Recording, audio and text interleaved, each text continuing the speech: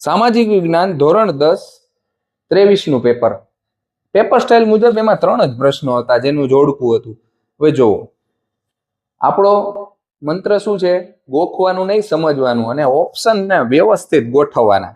હવે જોજો, બધા છોકરા મૂંઝાવતા હોય કે એમસીક્યુ. અરે એકદમ સહેલું છે. અહીંયા જો, મૌર્યની ઊંધા કમળની આકૃતિ ઉપરનું શિલ્પ, એની ઉપર કયું શિલ્પ છે? દેવાસુર સંગ્રામ, રંગપુર રોજડી, સિંહ અને વૃષભ અને લારખાના. એમને ખબર પડી જાય તો શું આવશે? સિંહ અને વૃષભ. ઓકે. ભરત મુનિ શેની સાથે સંકળાયેલા? હવે ભરત મુનિ છે ને એ ગ્રંથ લખતા, તો શેની સાથે સંકળાયેલા હોય? દેવાસુર સંગ્રામ. બીજા ઓપ્શન જ એવા છે કે જેમાં તમે એમને કનેક્ટ કરી શકો. હવે હડપ્પા થોડી ઘણી ખબર હોય ને તો લારખાના છે ને મોહેંજો-દડો માર, તો સીધે સીધું હડપ્પા સંસ્કૃતિ સાથે ક્યાં સ્થળો છે? રંગપુર રોજડી. છે કઈ અઘરું છે ને? સાવ સહેલું.